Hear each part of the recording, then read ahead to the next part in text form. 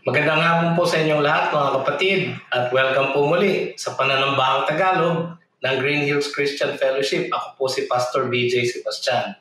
Welcome din po sa mga nanonood sa YouTube at sa Facebook at yung mga nakikinig sa 702 DZAS. Magandang hapon po sa inyong lahat at isang bagong taon ang ating pong natamumuli sa ating Panginoon. At purihin po natin siya, patuloy po tayong manambahan sa Kanya. Isa pong pagtawag sa ating pagsamba, babasahin ko po ang Isaiah 40 verses 1 to 5 sa ating paghahanda. Ihanda po natin ang ating sarili sa ating pananambahan ngayong hapon. Inyong aliwin ang aking bayan, sabi ng inyong Diyos. Magsalita kayo ng sa puso sa Jerusalem at sabihin ninyo sa Kanya na ang Kanyang pakikipagdigma ay tapos na ang Kanyang kasamaan ay pinatawad. Sapagkat siya ay tumanggap sa kamay ng Panginoon ng ibayong bahagi para sa lahat niyang kasalanan. Ang tinig ng isang sumisigaw, ihanda ninyo sa ilang ang daan ng Panginoon. Tuwirin ninyo sa ilang ang lansangan para sa ating Diyos. Bawat libis ay matataas, at bawat bundok at burol ay mabababa. Ang mga bako-bako ay matutuwid, at ang mga hindi pantay na dako ay mapapatag. At ang kalwalhatian ng Panginoon ay mahahayag, at sama-samang makikita ng lahat ng laman, sapagkat sinalita ito ng bibig ng Panginoon. Tayo po ay mananalangin ng sama-sama bilang isang kapulungan. Panginoon, Ikaw ay naging aming tahanang dako sa lahat ng salinlahi. Bago nilikha ang mga bundok o bago mo nilikha ang lupa at ang sanlibutan, Ikaw ay Diyos mula sa walang hanggang sa walang hanggan. Manumbalik ka, O Panginoon, hanggang kailan pa? Sa iyong mga lingkod ay mahabag ka. Usugin mo kami sa umaga ng iyong tapat na pagmamahal, upang kami ay magalak at matuwa sa lahat ng aming mga araw. Kami ay iyong pasayahin ayon sa dami ng mga araw ng iyong pagpapahirap sa amin at kasindami ng mga taon na ang kasamaan nakita namin. Mahayag nawa ang gawa mo sa iyong mga lingkod at ang kalwalhatian mo sa kanilang mga anak. Sumaamin nawa ang biyaya ng Panginoon naming Diyos at iyong itatag sa amin ang gawa ng aming mga kamay, oo, itatag mo ang gawa ng aming mga kamay.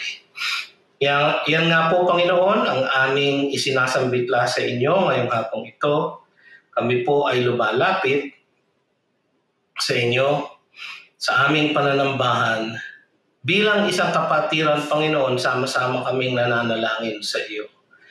Ipagpatawad mo, O Diyos, ang aming mga pagkukulang sa iyo at pagkakasala. Sa isip, sa salita at sa gawa at sa aming mga damdamin, Panginoon, kami ay makasalanan dahil kami ay marupok at mahina bilang mga tao. Ngunit kami, Panginoon, ay nagpapasalamat sapagkat alam namin na dahil kami ay nananampalataya sa inyo at sa inyong anak na si Jesus, alam namin, O Diyos, na kami ay mayroong kapatawaran sa aming mga pagkakasala. Hindi dahil kami, Panginoon, ay talagang dapat kahabagan, kung hindi dahil pinagbayaran na ni Jesus ang lahat ng aming pagkukulang sa iyo. Lahat ng aming utang, Panginoon, ay Kanya nang binayaran sa krus ng Kalbaryo. Kami nananalig diyan, O Panginoon. At yan nga po ang pinagpapasalamat namin, na dahil dyan, O Diyos, at hindi dahil sa aming sariling gawa, kami ay mayroong kapatawaran mula sa aming mga pagkakasala sa iyo.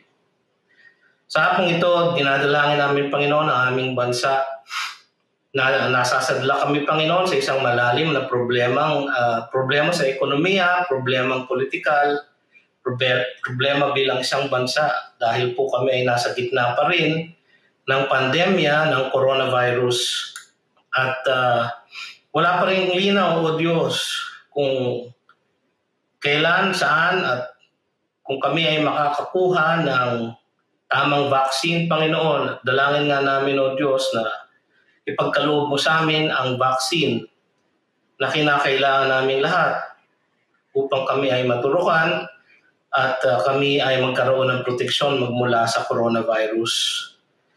O Diyos, maraming mga vaccine ang naglipa na dyan na hindi naman mabisa. Nawa, Panginoon, ay gabayan mo ang aming mga opisyal ng gobyerno upang ang tamang vaccine lamang ang kanilang iangkat at maibigay sa bawat isa sa amin. Nawa, Panginoon, ito ay maisagawa sa lalong madaling panahon. Panginoon, dalangin din namin ang aming kapatiran. Kayo po ang manguna sa amin, sa aming bagong pagsagawa, O Diyos, ng iyong dakilang utos sa amin na kami ay gumawa ng mga disipulo sa lahat ng mga bayan.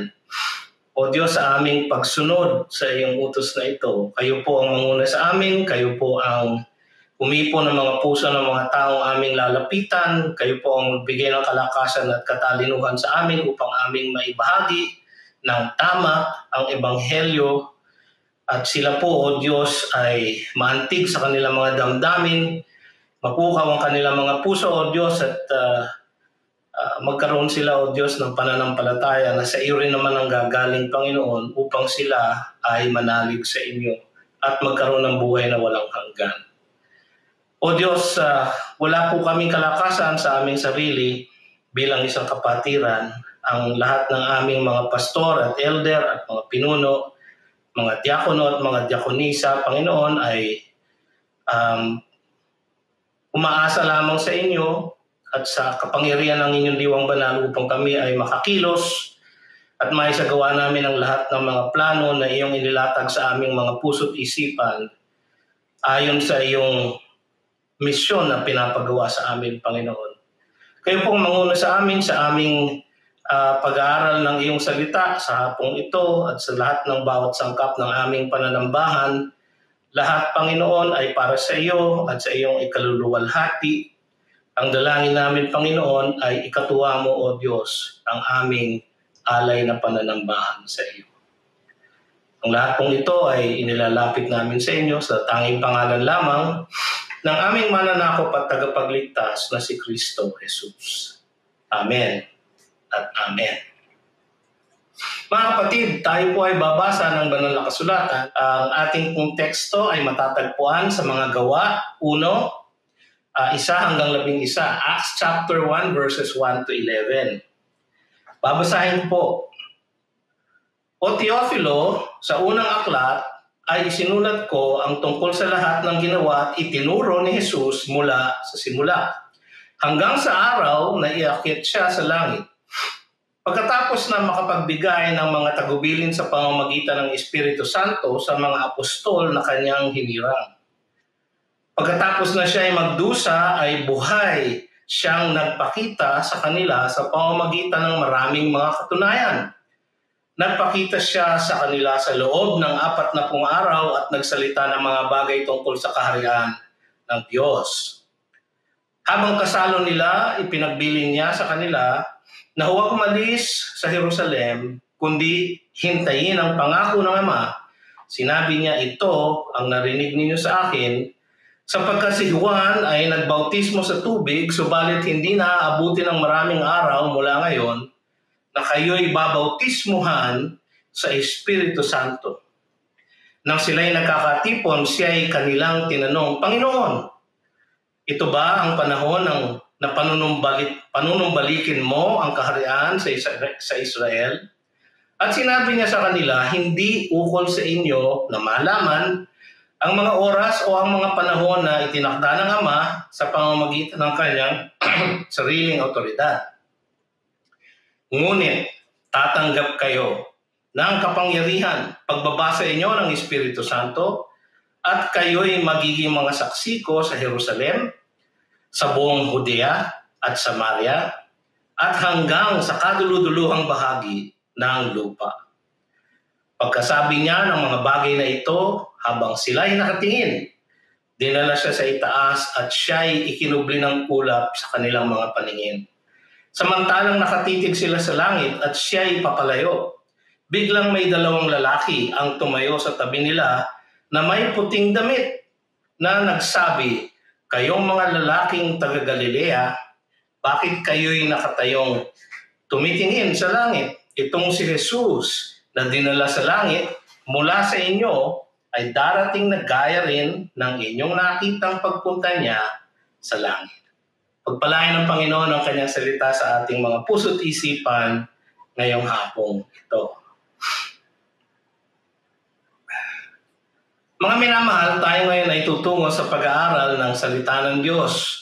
At ang ating mensahe po ngayong hapong ito ay mga saksi ng salita, mga saksi sa sanlibutan. At katulad ng aking binasa, ito po ay galing sa Acts chapter 1, verses 1 to 11. Marahil po ang iba sa inyo ay nagtataka, bakit po, Pastor, parang nag-iba tayo ng serye? Kasi usually po, pagka Enero, tayo po ay merong Clear the Air series. Naipaliwanag na rin po ni Pastor Larry kaninang umaga sa ating kalaganapan na tayo po ay nagkaroon ng isang pagkaisipan na balikan ang mga utos ng Panginoon sa atin tungkol sa pamamahayag ng Ebanghelyo.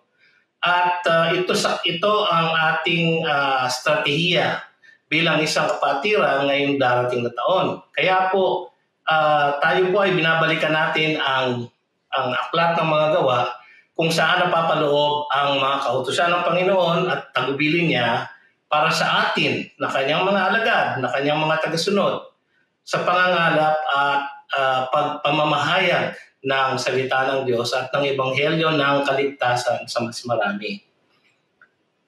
Ang isang bagay na dapat nating pagtuunan ng pansin bilang isang kapatiran ay ang pinaka-importanteng misyon ng mga mananampalataya kay Kristo Jesus.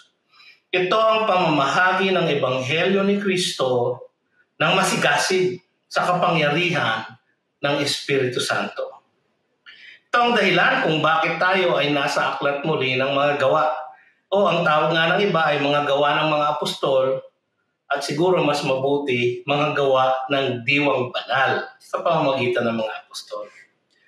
Ito ay isang paglalahad para sa atin ng paglaganap ng Ebanghelyo ni Kristo sa buong mundo sa pamamagitan ng pagkilos ng banal na Espiritu sa kalagitnaan ng unang iglesia.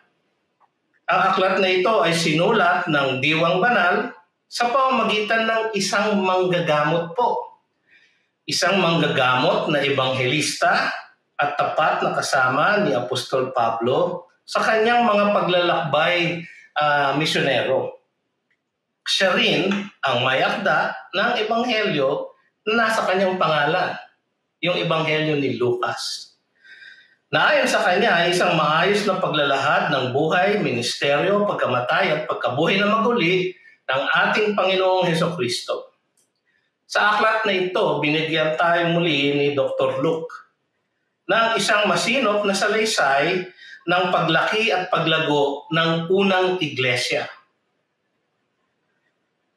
Hanggang magmula sa kanyang maliit na simulain sa Jerusalem hanggang sa ito ay nakarating sa pinakasentro ng daigdig noong panahon na iyon, ang lungsod ng Roma.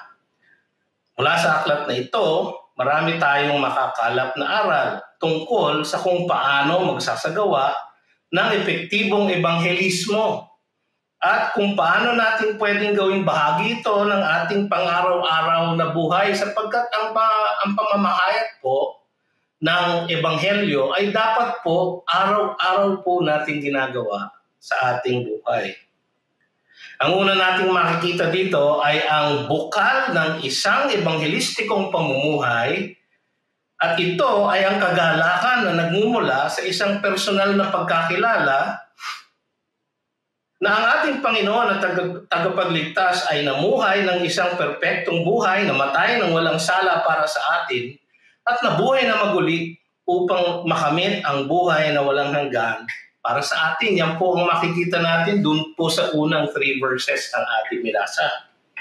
Ang pangalawa na makikita natin dito ay ang katotohanan na ang isang ebanghelistikong pamumuhay ay nakaangkla sa kalakasang pangako ng banal na Espiritu, na siyang nagpapakilo sa atin na maging mga saksi ni Kristo sa buong sanlibutan at tagahatid ng kanyang kagilagilalas na mga pangako. Yung po ay from verses 4 to 11. So yan po ang buod ng ating teksto ngayong hapon na ito. O baka ho kayo matulog na. Huwag ho muna. Hayaan ninyo akong ibahagi ko sa inyo ang isang mas detalyadong pag-aaral po ng verses 6 to 8 na sa aking pananaw ay ang mandato ng Diyos sa atin para sa isang ebanghelistikong pamumuhay. Makikita natin dito ang tatlong bagay, ang tatlong bahagi. Una, ang panunumbalik ng kaharian. Pangalawa, ang pagtanggap ng kapangyarihan. At pangatlo, ang paghayo sa kalaganakan. So yan po ang tatlong bahagi ng ating mensahe ngayong hapong ito. Una, ang panunumbalik ng kaharian. Yan po ay makikita natin sa verses 6 to 7. Ang una nating makikita dito ay ang kalituan ng mga alagad. Nalito po sila. Ito po ang sabi dito, nang sila ay nagkakatipon, siya ay kanilang tinanong, Panginoon, ito ba ang panahon na panunumbalikin mo ang kaharian sa Israel? Alam ng mga Hudyo na pamilyar sa lumang tipan at yung kanya pong mga alagad ay mga tapat na Hudyo. Alam po nila ang kanilang Old Testament, no? Alam nila na ang pagdating ng banal na Espiritu na ipinangako ni Jesus sa verse 5, no? Ang magsisimula ng panunumbalik ng kaharian ng Israel. Yan po ay nakalagay sa Old Testament.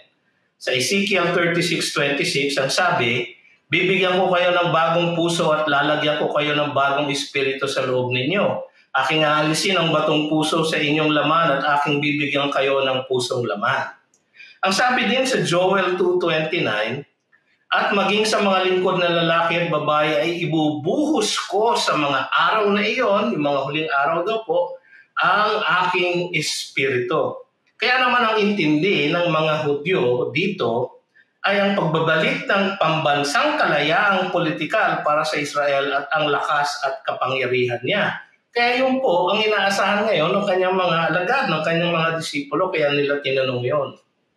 Kasi po ang sabi sa Jeremiah 15 verses 19 to 21, kaya ganito ang sabi ng Panginoon, kung ikaw ay magbabalik loob, tatanggapin kitang muli at ikaw ay tatayo at sa harapan ko, kung bibigkasin mo ang mahalaga at hindi ang walang katuturan. Ikaw ay magiging parang aking bibig. Sila ay manunumbalik sa iyo, ngunit hindi ka manunumbalik sa kanila. At gagawin kita parang para sa bayang ito na pinatibay na pader na tanso, lalaban sila sa iyo, ngunit hindi sila magtatagumpay laban sa iyo. Sapagkat ako'y kasama mo upang iligtas kita at sagipin kita, sabi ng Panginoon. At ililigtas kita mula sa kamay ng masama at tutubusin kita mula sa kamay ng mga walang awa. Kaya nang sabihin ni Kristo na ibubuhos na niya ang kanilang sa kanila ang diwang banal, sinabi niya yun sa verse 5. Agad nilang inisip ang panunumbalik ng kaharian ng Israel sa kanyang dating lakas at katanyagan. Yun po ang kalituan ng mga alagad. Ito naman po ang paglilinaw ng Panginoon nasa susunod po sa teksto. Hindi ukol sa inyo na malaman ang mga oras o ang mga panahon na itinakda ng Ama sa pamamagitan ng kanyang sariling otoridad. Pansinin niyo mga kapatid, na hindi iniwasto ni Kristo ang kanilang paniniwala na tiyak na darating ang kaharian ng Mesiyas. Meron pong ganung pangako sa Israel. Itinama niya lang ang kanilang maling akala na maaari nilang malaman kung kailan ito mangyayari at mangyayari na ito bukas makalawa dahil dumating na nga po ang Espiritu Santo. Ang implikasyon nito ay malinaw. Tiyak na mangyayari ang pagtatatag ng kaharian ng Mesya sa lupa o ang paghahari ni Kristo sa buong daigdig. Darating po yun, tiyak po yun. Hindi nga lang agad-agad tulad ng akala ng mga disipulo ni Jesus. At hindi ayon sa paraang inaasam-asam nila na sila ay mapapalaya sa Roma at magiging tanyag muli at matatag ang kaharian ng Israel. Kung minsan mga kapatid, tayo rin ay nalilito tungkol sa panahon ng pagdating ng kaharian ng Diyos sa lupa. Naakala din natin minsan na ito ay itataguyod na ng Diyos sa ating kapanahunan, katulad ng mga unang alagad. Ngunit ang plano ng Panginoon para sa pagdating ng kanyang kaharian noon ay iba sa inaasahan ng kanyang mga apostol. Hindi ito kahariang politikal na magpapalaya sa lahat mula sa ilalim ng pang-aapi, kundi isang kahariang espiritual na bubuuin ng kanyang mga hinirang, kanyang mga apostol, kanyang mga alagad, na magiging mga saksi sa kanyang kaligtasan sa buong mundo. Sila po ay magsasaksi para sa kanila. Upang ang lahat ng manalig sa kanya ay sumailalim sa kanyang paghahari sa kanilang buhay. Yun po ang kaharian na kanyang ibig sabihin. Sabi ni Pedro sa 1 Peter 2:9, naunawaan nito ni Pedro. Sabi niya sa 1 Peter 2:9, ngunit kayo'y isang lahing pinili, isang maharlikang pagkapari, isang bansang banal, sambayanang pag-aari ng Diyos, upang inyong ipahayag ang mga makapangyarihang gawa niya na tumawag sa inyo mula sa kadiliman tungo sa kanyang kagilagilalas na liwanag. Mga kapatid, yan ang plano ng ating Panginoon. Itaguyod muna niya ang kanyang kaharian, ang kanyang paghahari sa ating mga puso, sa puso ng kanyang mga iniligtas. At sa huling araw ay itataguyod niyang tiyak ang kanyang paghahari sa buong sanlibutan. Kaya ay binaling ng Panginoong Hesus ang mga kaisipan ng kanyang mga disipulo at alagad sa mas mahalagang gawain na pagmamahagi ng Ebanghelyo sa buong mundo, upang tawagin ang lahat ng kanyang mga hinirang na magiging bahagi ng kanyang walang hanggang kaharian. Yan po ang unang proseso. Mga kapatid, ang ebanghelismo ang susi sa panunumbalik ng kanyang kaharian. Ulitin ko po, ang ebanghelismo ang susi sa panunumbalik ng kanyang kaharian. So nakita na po natin ang panunumbalik ng kanyang kaharian. Pangalawa, tignan po natin ang pagtanggap ng kapangyarihan. Nasa verse 8 po tayo. Ang pangalawang sangkap ng mandato ng Panginoon para sa ebanghelisasyon ng daigdig ay ang pagtanggap natin ng kapangyarihan ng ebanghelismo mismo. Ang una natin makikita rito ay isang tiyak na pangako. Isang tiyak na pangako. Ang sabi sa verse 8, ngunit tatanggap kayo. Ngunit tatanggap kayo. Tiyak po. Ang salitang ngunit dito ay hudyat sa atin ng pagbaling ng Panginoon sa mas importanteng katotohanan. Kasi iniisip ng mga alagad niya ang pagdating na ng kanyang kaharian. Ibinaling niya po ang usapan. Sabi niya, ngunit. No? So ibinaling niya po sa mas importanteng katotohanan na imbes na inuubos natin ang ating oras sa paghihintay ng kanyang pagdating ng kanyang kaharian, ay dapat nating gugulin ang ating oras sa pagtatrabaho sa kanyang kapangyarihan para itaguyod ang kanyang paghahari sa puso muna ng lahat ng mga tao na mananalig sa kanya sa pamamagitan ng ebanghelismo. Yun po ang dapat nating pagtuunan ng pansin. Kaya sabi niya, ngunit, no? Tapos ang unang hakbang sa prosesong ito ay ang pagtanggap ng kapangyarihan na kailangan natin para sa gawain ng ebanghelismo. Yung katagang tatanggap kayo sa orihinal na wika ng Griego ay nagsasaad ng isang tiyak at siguradong pagtupad ng pangakong ito. Yung pagkakasabi niya po, tatanggap kayo, tiyak po yun. No? At pangako ito ay binitawan ng ating Panginoon. Sabi niya sa Acts 1:5, tatanggapin ninyo ang Espiritu Santo. Sabi niya sa Luke 24:49, at tignan ninyo, ipapadala ko sa inyo ang pangako ng aking Ama, subalit manatili kayo sa lungsod hanggang sa mabihisan kayo ng kapangyarihang galing sa itaas. So yung pong pangakong kapangyarihan ay tiyak. Kalakip ng pangakong ito, ang katiyakan na ang Espiritu Santo ay mananahang permanente sa mga puso ng mga tunay na mananampalataya kay Kristo. Sabi ni Pablo sa 1 Corinthians 3:16, hindi ba ninyo nalalaman na kayo ay templo ng Diyos at ang Espiritu ng Diyos ay naninirahan sa inyo? Sabi din niya sa 1 Corinthians 6:19, o hindi ba ninyo nalalaman na ang inyong katawan ay templo ng Espiritu Santo na nasa inyo na tinanggap ninyo mula sa Diyos at kayo ay hindi sa inyong sarili?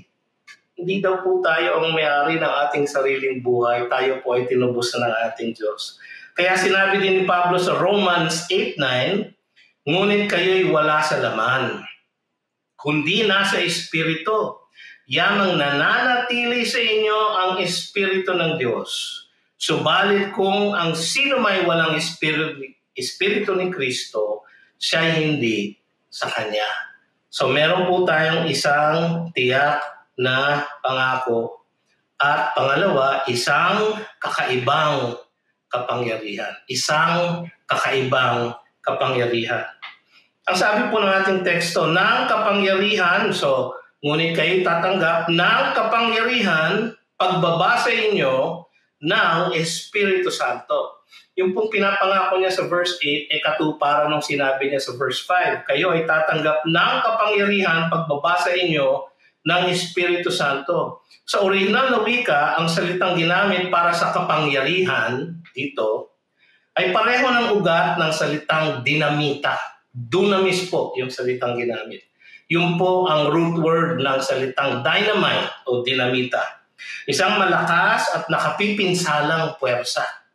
Isang espiritual na kapangyarihan na imposibleng matamo ng pagsisikap lamang ng isang tao. Ang kapangyarihan na ito ay matatanggap pagbaba sa inyo ng Espiritu Santo, yung pong sabi ng teksto. At dahil nananahan sa bawat mananampalataya ang diwang banal, ang lahat sa atin mga kapatid, ang lahat ng mananampalatayang tunay ay merong supernatural na kalakasan na gumawa ng epektibong ebanghelismo. Nasa atin po, nasa inyo po ang kapangyarihan ng paggawa ng epektibong ebanghelismo. Hindi tayo dapat kumilos sa ating sariling kalakasan. Sapagkat hindi naman ang ating talino o galing ang nagbibigay ng bagong buhay sa mga mananampalataya. Alam niyo, hindi po tayo ang nagbabago. Hindi po tayo ang nagko-convert. Ang Espiritu Santo po ang gumagawa nun. Ang Espiritu ng Diyos mismo na siya namang nananahan sa atin. Nakukuha niyo po ba? No? Kasi baka iniisip niyo, Pastor, wala ho akong training sa evangelism. Sumali po kayo sa mga training na ating isasagawa. Tayo po ay magkakaroon ng mga pagsasanay upang ang lahat sa atin ay matuto na magbigay ng kanyang testimonyo at magbahagi ng salita ng Diyos ng mga talata mula sa Biblia upang ipaliwanag sa ating mga kaibigan at kapatid ang Ebanghelyo. Pero mga kapatid, hindi po yon ang nakapagbabago ng puso ng tao. Hindi po galing ng pananalita. Hindi po ganda ng pagkilos. Hindi po kagandahan ng presentasyon. Ang nagbabago po ng puso ay ang salita ng Diyos. Ang ebanghelyo po ang nagbabago. Ang Espiritu ng Diyos ang nagbabago. Sabi nga ni Pablo sa 1 Corinthians chapter 3, verses 6 to 7. Ako ang nagtanim, si Apollos ang nagdilig. Ngunit ang Diyos ang nagpapalago. Kaya't walang anuman ang nagtanim o ang nagdidilig, kundi ang Diyos na nagpapalago.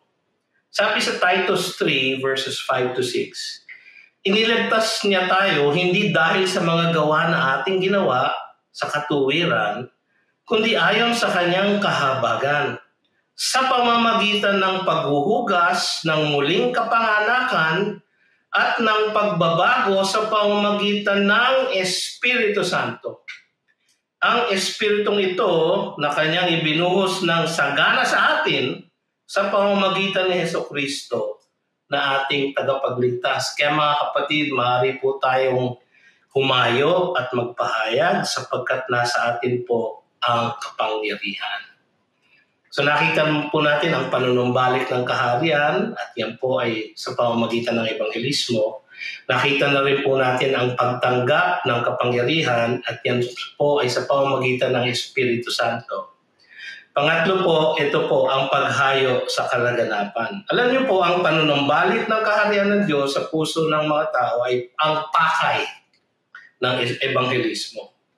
Ang pagtanggap ng kapangyarihan ng Espiritu Santo ang pampaningas ng ebanghelismo. Ang paghayo sa kalaganapan ng daigdig ang pinakadakilang layunin ng ebanghelismo. Mga kapatid, una sa lahat, tayo ay mga saksi ng salita. Tayo ay mga saksi ng salita. Ang sabi sa verse 8, at kayo'y magiging mga saksi ko. Kinapitalize ko po yon para makita niyo po ang emphasis. At kayo'y magiging mga saksi ko. Ang mga apostol ni Kristo ay binigyan niya ng kapangyarihang kakaiba upang sila ay maging mga saksi ni Kristo Jesus mismo. Siya ang punot dulo ng ebanghelyo. Mga kapatid, siya ang ebanghelyo. Si Kristo po ang mabuting balita ng kaligtasan. Si Kristo ay pumarito upang tapusin ang gawain ng kaligtasan. Ang kanyang mga tagasunod ay tinawag upang umpisahan ang pagproklama ng kaligtasan. At tayo naman ngayon ay tinawag din upang ipagpatuloy ang gawain ng iyan ngayon. Ngunit ang ating ipinapahayag ay hindi isang relihiyon, kundi si Kristo Jesus mismo. Ang pagkakaroon ng isang malapit na kaugnayan sa Kanya. Hindi isang filosofiya, kundi isang Panginoon. Dapat tayong maging mga saksi ng salita na siyang buhay na salita. Sabi sa John 1:1, sa simula ay ang salita, at ang salita ay kasama ng Diyos, at ang salita ay Diyos.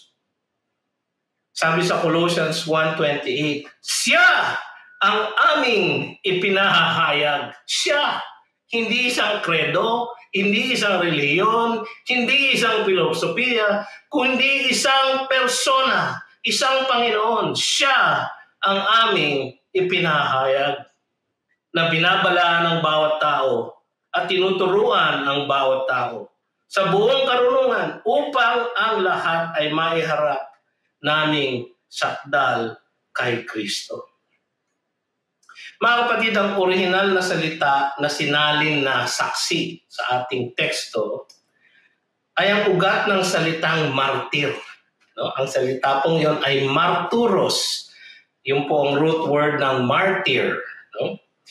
Ito ay dahil kadalasan ang pagiging saksi kay Kristo noong mga unang araw ng iglesia ay nauuwi sa pagbubuwis ng kanilang buhay mismo.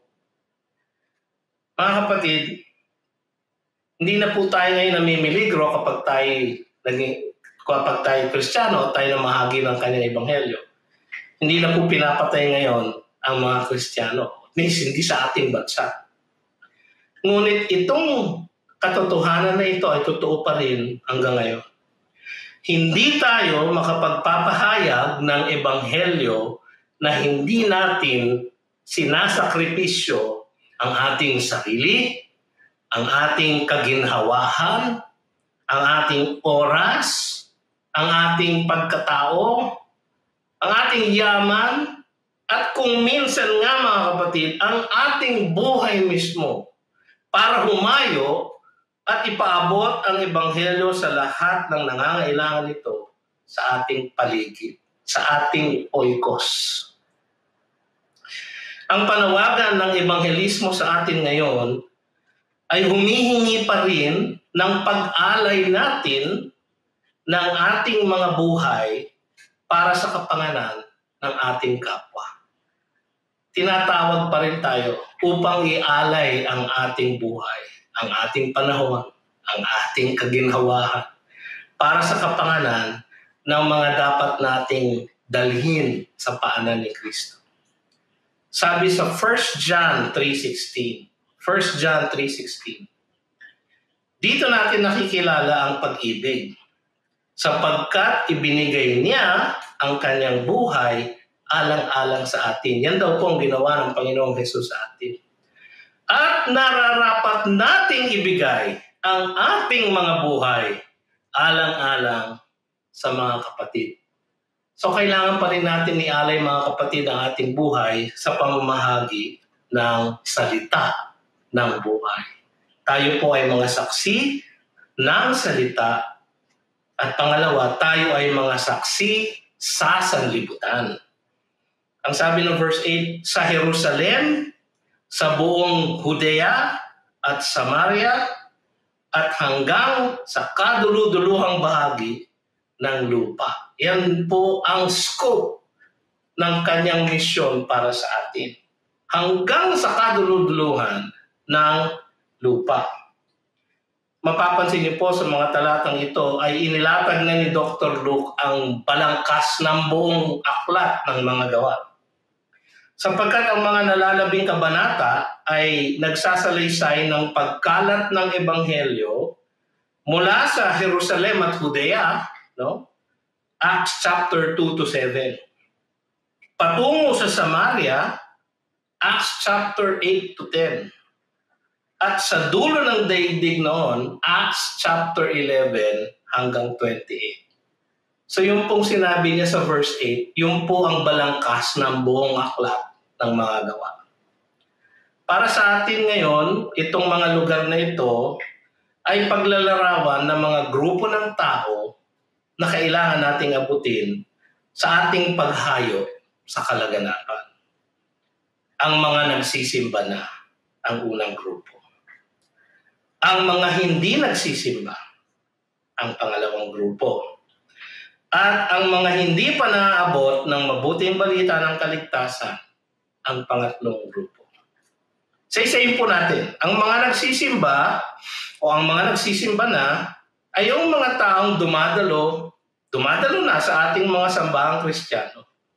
Yung mga tinatawag nilang sarili nila na ebangheliko.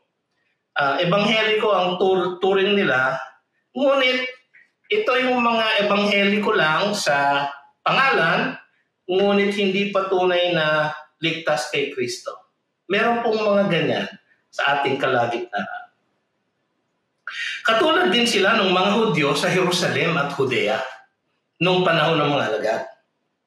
Na relihiyoso lang, ngunit walang tunay na pananampalataya sa Diyos. Meron pa po tayong mga kasamang ganyan. Relihiyoso, no, aktibo sa ating kapatiran, ngunit bakas natin na wala pa silang tunay na pananampalataya sa Diyos.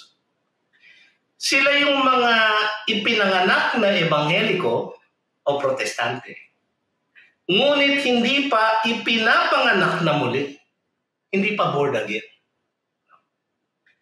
Tinuturing nila ang sarili nila na relihiyoso, ngunit umaasa pa rin sila sa kanilang mabubuting gawa, mga sakramento, mga ritual, at iba pang mga gawaing relihiyoso para sa kanilang kaligtasan. Yun po ang tanda, kaya alam natin na sila ay hindi paligtas. Mga kapatid, meron po tayong mga kasamang ganyan sa ating kalagitnaan. Kailangan natin po silang makilala. O baka may kilala po kayo na ganyan. Yan po ang inyong Jerusalem at Judea. Sila po ang grupo na nagsisimba na, ngunit hindi pa nakakakilala ng tunay sa ating Panginoong Hesus. Hanapin po natin sila at ipanalangin na po natin sila. Yung pangalawang grupo po ay yung mga hindi naman nagsisimba. Yun ang mga taong walang sinasanibang partikular na relihiyon. Ang tawag nila po sa kanilang sarili, agnostic. Hindi po siguro nila nalalaman kung ano ibig sabihin ng agnostic. Nagmumula po yon sa salitang Griegong agonosko. Walang gonosko, kaalaman. Walang alam. Yun po ang ibig sabihin ng agnostic. Kaya baka po kayo may isang kaibigan na sinasabi, agnostic po ako. Ang sinasabi niya po ay wala po akong alam. Yun po ang ibig sabihin nun. Ito ang mga tao, pareho sila ng mga taga-Samaria na naniniwala sa Diyos pero hindi sa tunay na Diyos ng Biblia. Diyos na kanilang gawa-gawa lang. Diyos na hindi nagagalit, Diyos na palaging mabait, Diyos na ibinibigay ang lahat ng kanilang hinihiling, Diyos na sumusunod sa lahat ng kanilang kagustuhan. Hindi po yan ang Diyos ng Biblia, mga kapatid. Meron po tayong mga kaibigan na ganyan ang paniniwala. Sila po ang ating Samaria. Sila po ang mga agonosko. Walang alam. Mga kapatid, ipanalangin po natin sila. Sila ay umaasa pa rin sa kanilang sariling pagsisikap upang sila ay makarating sa langit kahit papaano. Kinikilala nga nila na may Diyos, ngunit hindi naman nila tinatanggap ang paraan ng kaligtasan na kanyang itinaguyod. Upang manatili sila na sila ang nasa poder ng kanilang buhay, yan po ang kagustuhan ng maraming tao. Nahawak nila ang kanilang destiny. Na sila ang nasa manibela ng kanilang buhay.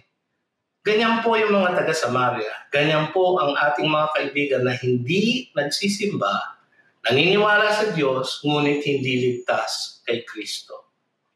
Ipanalangin po natin sila. Ang huling grupo ay ang mga hindi pa naaabot, ay yung mga walang konsepto ng Diyos na buhay. Sapagkat wala silang kaalaman tungkol sa Kanya, o di kaya ay walang interes na makilala siya. Dahil sila ay nabulag na ng pita ng laman, siguro nabulag na ng yaman ng sanlibutan, sila ay tulad ng mga pagano at hentil nung panahon ng mga alagad, nung unang panahon, na malayo sa pagkakilala sa Diyos dahil sila ay binulag ng prinsipe ng sanlibutan ito. Meron din po tayong mga kaibigang ganyan, na kuminsan meron silang parang sinasanibang relihiyon, ngunit ang kanilang Diyos ay ang sanlibutan ito. Ang kanilang Diyos ay ang kanilang salapi. Ang kanilang Diyos ay ang kanilang negosyo, o ang kanilang yaman, o ang lahat ng kanilang pinanananganan dito sa buhay na ito. Mga kapatid, sila ang mga hentil spiritually na kailangan natin abutin. Kasi kailangan natin abutin ang lahat ng tao hanggang sa dulo ng daigdig, sabi ng ating teksto. Marami tayong mga kakilala, kaibigan o kamag-anak pa siguro, na nabibilang sa isa sa tatlong grupo na ito. No? Mga nagsisimba, mga di nagsisimba, at mga hindi pa naaabot. Tayong lahat ay tinawag ng Diyos, niligtas ng kanyang anak, at binigyan kalakasan ng kanyang Espiritu Santo upang maging mga saksi ni Kristo at tagapamahayag ng Ebanghelyo sa kanila. Tayo po yun. Huwag po kayong titingin sa iba. Huwag po kayong aasa sa iba. Tayo po yun. Tayo iniligtas, tayo binigyan ng kapangyarihan upang tayo ang magbahagi ng Ebanghelyo sa kanila. Mga kapatid, kailangan natin gawin ito upang sila ay makakilala sa Kanya, upang sila ay lumapit sa ating Panginoon na may dalang kaligtasan para sa kanila. Ano po ang ating aplikasyon ng mga katotohanan ito? Mga kapatid, hindi na natin dapat tinatanong pa sa ating mga sarili kung tayo nga ba ay mga saksi niya o hindi. Saksi po ba ako, Pastor? Hindi nyo na kailangan tinatanong yon. Ang balik ko sa inyo kayo ba iligtas? Kayo ba iniligtas niya? Kayo ba ay nagbinibisyo sa kaligtasan na kanyang ibinigay para sa inyo? Kung ang sagot niyo po doon ay oo, kayo po ay saksi. Saksi ng salitang buhay. Saksi sa sanlibutan. Kung kayo ay tunay na Kristiyano, kung tayo ay tumanggap na ng kaligtasan na taglay niya, at kung tayo ay pinananangahan nga ng kanyang diwang banal, tayo ay mga saksi sa sanlibutan. Ang hamon sa atin ngayong hapong ito ay kung tatanggapin ba natin itong panawagang ito. Kung susundin ba natin ang utos na ito. Yan po ang hamon sa atin. Baka po kasi hindi tayo sumusunod. Baka po akala natin hindi natin ito katungkulan. Mga kapatid, tayo po ay nagkakamali kung gano'n. Sapagkat ito po ay utos po sa atin ng Diyos. Hindi po pakiusap, hindi po suggestion. Ito po ay isang utos niya sa lahat ng kanyang niligtas. Sabi nga nila, ang bawat Kristiyano ay misyonero. Kung kayo po ay hindi misyonero, kayo ay hindi pa Kristiyano. Nakuha niyo po ba yun? Ang bawat Kristiyano ay misyonero. Kung hindi po kayo misyonero, baka hindi po pa kayo Kristiyano. Merong napakagandang pangako ang ating tekstong binasa kanina. Ang sabi sa verses 9 to 11 po ganito. Pagkasabi niya ng mga bagay na ito habang sila ay nakatingin, dinala siya sa itaas at siya'y kinubli ng ulap sa kanilang mga paningin. Samantalang nakatitig sila sa langit at siya'y napapalayo. Biglang may dalawang lalaki ang tumayo sa tabi nila na may puting damit na nagsabi, "Kayong mga lalaking taga-Galilea, bakit kayo'y nakatayong tumitingin sa langit? Itong si Jesus na dinala sa langit mula sa inyo ay darating na gaya rin ang inyong nakitang pagpunta niya sa langit." So ang sabi ng dalawang anghel, ano pang tinatayo-tayo nyo dyan? Humayo na kayo at maging saksi sa sanlibutan. Mga kapatid, ang pangakong ito ay tiyak na babalik ang ating Panginoong Jesus. Baka nga siya ay pabalik na sa ating mundo upang ibalik na niya ang kanyang paghahari sa buong kalikhaan niya. Mga kapatid, lalong naging mahalaga ang panunumbalik ng kanyang kaharian. Lalong naging importante ang pagtanggap ng kanyang kapangyarihan. Lalo nang kailangan ang paghayo sa kalaganapan upang tayo na mga saksi ng buhay na salita ay maging saksi sa buong sanlibutan para sa ating Diyos at Panginoon na si Jesus at ang kanyang dakilang pangako na kaligtasan. Mga kapatid, tayo po ay merong isang plano bilang isang iglesia, isang strategy po na atin pong isasagawa sa darating na taon. At yan po ay ang pagsali natin sa agenda po ng kaharian ng Diyos. Meron po tayong mga ilang strategiya na ating inilatag. Nakikita niyo po sa screen ngayon ang ating mga strategic objectives. At sa madaling salita po, ito po ay lalahukan ng lahat ng miyembro ng GCF. Katulad ng sinabi ko, ang lahat po ng Kristiyano ay misyonero. So lahat po kayo ay kasama dito. Hindi ito para lamang sa aming mga kapastoran. Hindi ito para lamang sa aming mga misyonero. Ito po ay para sa bawat isa sa atin. So makikita natin po ang lahat ng sangkap ng ating strategiya at ang punot dulo po niyan ay ang ating paglahok sa paglaganap ng kaharian ng Diyos, ng pagsunod sa kanyang agenda, ang agenda ng kanyang kaharian. Bitawan na po natin ang sarili nating mga agenda, mga kapatid, at tayo po ay lumahok sa kanyang agenda, sa kanyang kaharian. Yan po ang sinasabi ng strategy na yan. At yan pong kingdom impact na gusto natin mangyari ay para tayo po ay makalahok bilang isang local church. No? Sa ginagawa ng Diyos, sa buong kaharian niya, sa buong kalaganapan ng kanyang katawan, ang kanyang iglesia sa ating kapanahunan ngayon. Walang iba yan, Panginoon, mga kapatid, kundi sa pagsunod natin sa utos ng Panginoon na tayo ay maging saksi ng buhay na salita at saksi sa buong sanlibutan. Yan po ang ating pakay bilang isang kapatiran. At mga kapatid, sa huli po, ang hamon ko sa inyo muli ay ito. Tayo po ay dapat maging saksi ng buhay na salita, maging saksi sa buong sanlibutan para sa ating Diyos at Panginoon na si Jesus at ang kanyang dakilang pangako ng kaligtasan.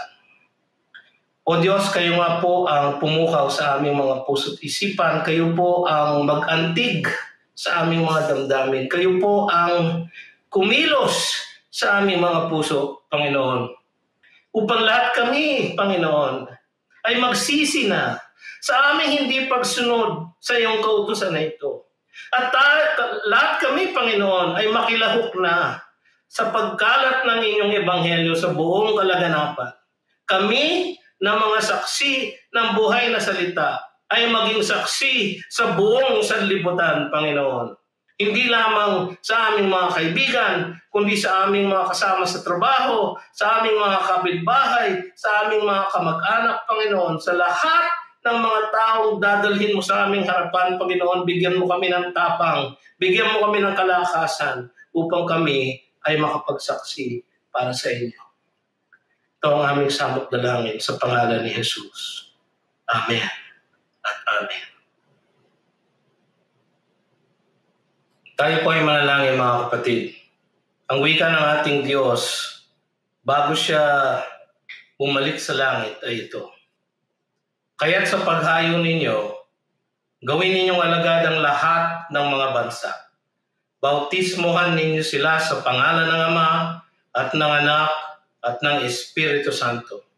At turuan silang sundin ang lahat ng mga bagay na iniutos ko sa inyo.